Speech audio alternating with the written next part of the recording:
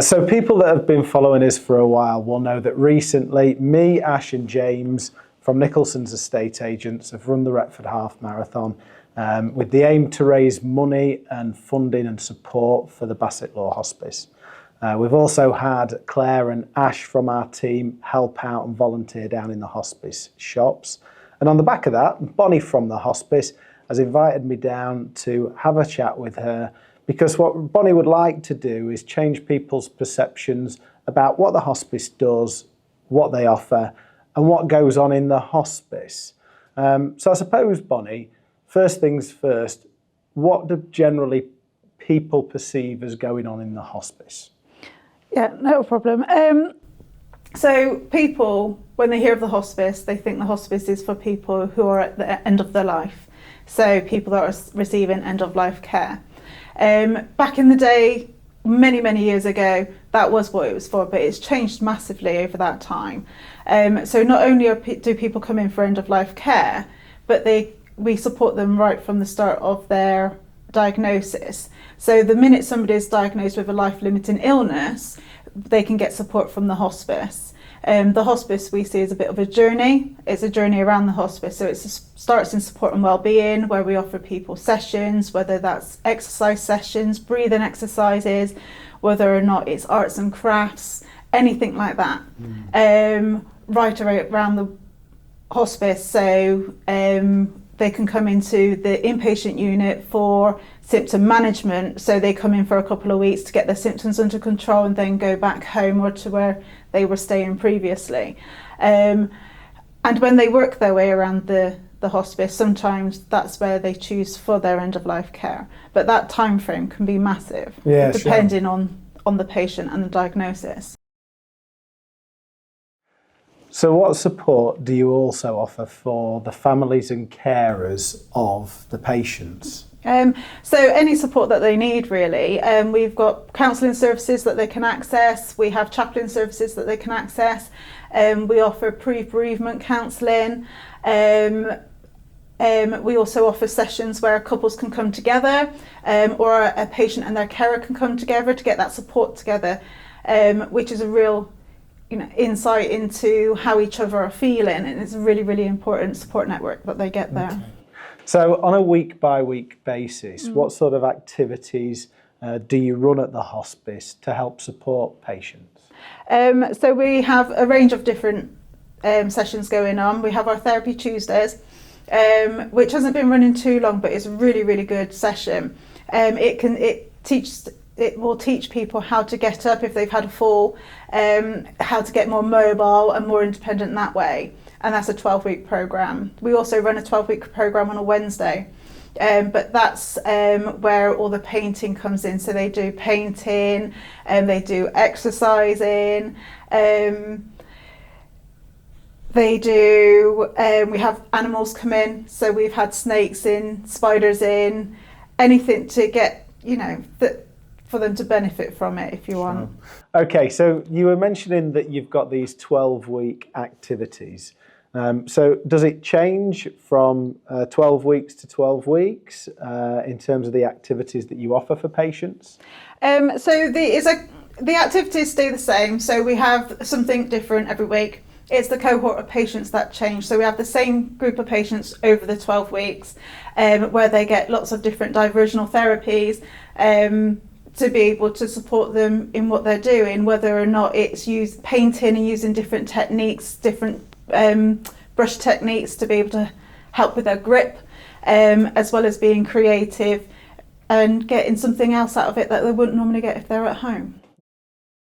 So how many patients does the hospice support at any one time? If you've got these different groups and cohorts of patients, how many are on each of the 12-week activities, and how many do you support in general? Yeah, in support and wellbeing, it's on average 15 patients at any one time, only because on the Wednesday group it's nurse-led, and on the Tuesday group it's physiotherapy-led, so it's skilled areas.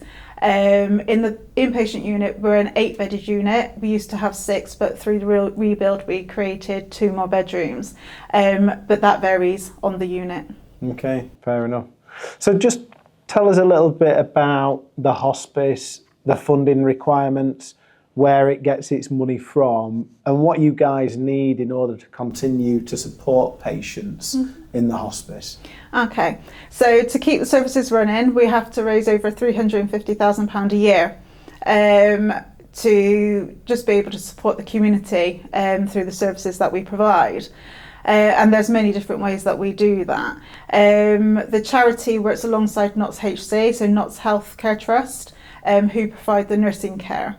The hospice, the charity itself provides the beds, the mattresses, all the equipment needed to be able to provide the service, as well as the building and all the utilities needed to be able to run it, as well as the staffing. So there's lots of different areas that we need the fundraising for. The benefit with the hospice is we're a local charity, so we raise funds in Bassetlaw for the people of Bassetlaw. So we can account for every penny, and when somebody donates to the charity, they know exactly where it's going. Sure. And do you receive any sort of funding from government departments or the council, or is it all, what you guys generate yourself plus the support of Notts Healthcare in the nursing side of things? So what we do get is Notts Healthcare provide the nursing care, so they pay for the nursing staff and the medications, but the charity also helps support that, so we help support Notts Healthcare Trust to be able to provide those services through funding some of that as well. Right, okay. Other than the shop that you've got in Retford and Worksop, what other activities does the hospice arrange to generate funding, to generate support and donations? Well, what we do is we have a really good fundraising structure across the year. We have Debbie, who's our fundraiser, and she has a whole range of volunteers backing her up. And it's through those volunteers and through Debbie where we can put on fundraising events throughout the year. And we've got some events that we do yearly, and then we try and mix it up with something new during the year to try and attract different interests from different ranges of people, if you like. So when I was first in post, one of my hobbies is climbing mountains. So we now do a mountain climb once a year, and that's proven to be really, really popular. We have our Christmas fair and our Easter fair. They happen every year, very popular and very good income generator. But that's because of the support of the community behind us, which we're really, really, really grateful for. There are other events that we run. We had a new event this year. It was last Saturday night, and it was the Pie and Peas event. And we had 52 people in the Support and Wellbeing Centre downstairs. And it was a great event. It was nice to see so many people back through the door. So it's just doing anything we can to raise that money. Sure. Another thing that we've got is the Friends of Bassetlaw Hospice Scheme. Right. So that's a really good way of making sustainable income because it's a yearly donation. So that's people that annually make a donation to the hospice. Absolutely. We have people that make annually donations that are not Friends of the Hospice through choice of their own.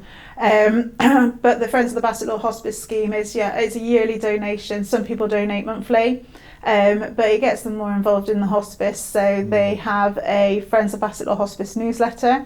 They get invited to our AGM, and I know people go, "Oh, that AGM, so it's not fun." But we've made it into a wine and cheese night, and it's also a showcase of our work across the year. They also get a free will writing service. Oh, right, okay. Yeah, and it's not just one that comes through the post that you fill in yourself. They can actually sit down with Gareth at Jones & Co, who's our honorary solicitor, and actually go through their will with them. They get a badge, a Friends of Bassetlaw Hospice badge, which you only get if you're a friend, and there's lots of different offerings as well. But that support to us is so important, just like all the support we get, because it's that reoccurring funding. So with regards to your fundraising then, Bonnie, over the time that you've been here at the hospice, have you seen anything change about how the hospice generates its funding? But what we have seen change quite dramatically, but it's across the board as well, is there's a reduction in legacies. By legacies, what I mean is it's a gift left in somebody's will for the hospice. And they are reducing. We're not getting as many through as what we once was. But like I said, that is across the board. So we're having to focus a little bit on that and how we encourage that gift through somebody's will. The Friends of Bassetlaw Hospice helps because we have that will writing service. So if somebody's getting that will writing service through being a friend, they've already got us at the in that thought process. In the minds at the time. Yeah. So it's how we let people know that this is something that they can do and how important that gift is for the hospice. And why do you think that's changed? Why do you think that you're getting less of these legacy donations or payments these days? I think, so this is just my personal opinion, it's not fact at all, but I think people are living longer. That's definitely something that's happening, and I think because everything's getting so expensive, people are living to their means. Charity starts at home a little bit more. I believe so. I honestly think that's the reason why, but like I said, that's just my opinion. There's no evidence around that. So Bonnie, tell us a little bit about the size of the team that you've got here at the hospice. Okay, so the charity team is relatively small. There's 7 of us all together. Everybody apart from myself is part-time, and we do that to keep the costs down, making sure that everything that we can do possibly to feed everything into the services is fed into the services. We wouldn't be able to do what we do without the volunteers. I know I've spoken about volunteers before, but we need to speak about it again because they enhance the services to what it is. We have a massive number of volunteers that working across both shops. We have a fundraising team who are ad hoc and support with baking cakes or running events and standing out in the cold and the rain if that's what's needed. And we have an army of volunteers here at the hospice doing lots of different roles, from drivers to our meet and greet role to supporting in sessions and on the inpatient unit. So they are worth their weight in gold. So if there's people out there that have got some spare time on their hands and they'd like to get involved in volunteering, what would they need to do? What would be the first steps for them to take? Well, they can do that by several different ways. They can either sign up on the website, or they can give us a call or drop in at any time. We've got a community coffee morning that runs every Friday between 10 and 12, and that's open to absolutely anybody within the community, and it's trying to get people back through the doors. So they feel free to come in for a cake and a cup of tea, and they can sign up then. I think that's actually a good thing to say that, because, you know, from a previous to us meeting and having this conversation, you know, my perception would have been that the hospice's doors were like closed doors, and they're not the type of doors that you go and sort of you could go into. You know, what goes off in the hospice is quite private and, you know, happens behind that closed door. So it's really interesting that you say that. Oh, it's absolutely not. What we've started to do as well is run community events. So at least once a month we have an event here at the hospice, and in the summer we open up the gardens and the car park, and we have a family fun day. We turn 30 years old this year as a hospice, and on the 7th of July we're going to have a party in the gardens to celebrate that. So we're opening up the hospice to the community in every way that we can see possible. So it very much is a contrast to that. To what even people might believe. Yeah, sure. Yeah. So when is the next event? So we've got our spring fair on the 13th of April. That's the next event. That's the next event. Okay, and where's that being held? So that's being held at the Well. I had to think about that. It's being held at the Well in Retford. Sure. And that's only because it's outgrown this place, because it's huge, but there's lots of different stalls, lots of different things to get involved in. Good stuff. Okay, so I've volunteered to come down and help at the spring fair, which I'm looking forward to. My missus, she's going to bake some cakes as well. Amazing. Which I'm going to do my best efforts to sell. Brilliant. To generate a bit of extra money for the hospice. I look forward to having you. Thank you, Mark. Okay. So Bonnie, for patients coming into the hospice, what sort of experience can they expect? No, everything here at the hospice is completely focused on patient experience. the way I like to term it when I'm talking to anybody is any wish that they want is our command, within reason. We've had weddings here, we've had somebody wanting to see their grandkids on the beach for the last time. We couldn't physically get them to the beach, so the business around us supported us to be able to cart in loads of sand and make that experience happen. Another example, Friday of Glastonbury, a patient sat there and said, "Oh, it's a shame we can't go to Glastonbury." That Friday night we had Glastonbury in the hospice, and this is only achievable from the support of people around us, through the nursing team, which are absolutely brilliant. Anything that they want is ours. We have pamper sessions, really is anything from smaller things to a change of paper or a change of meal or anything that they fancy, really. Another thing that we've done for our patients is we've made smart bedrooms. So for people that have not very good mobility, we've put Alexas in the room so they can control the lights with their voice. They can ask what the time is. They can put any music on that they want, all through using their voice. So we do that to promote patient independence. So we are patient focused here at the hospice. Brilliant. You mentioned something earlier about a children's book, Bonnie. Can you tell us a bit more about that? Oh, that's something our nursing team are developing. And what that is it's a book for children who are coming into the hospice to visit relatives. And it shows them around the hospice, and it's got our staff in there, so when they see a face, they know who that is. And it just makes the hospice a little less daunting for them. They can keep the book, and there's bits where they can write in it, just to make it a little bit more individualised. But it is a really good resource, and like I said, that's completely nurse-led. Good.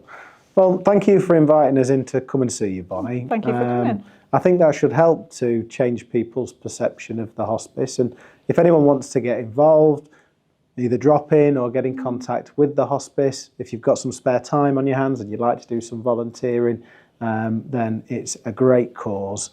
Which we'll be continuing to support as a business as well. Oh, thank you so much. I really appreciate it. There's probably things that I've missed out on this that I should have said, but our website is really inclusive. So if there's anything anybody's wondering, they can feel free to pick up the phone, ask us, visit the website, and just thank you for your support. We really do appreciate it. No problem. You're welcome.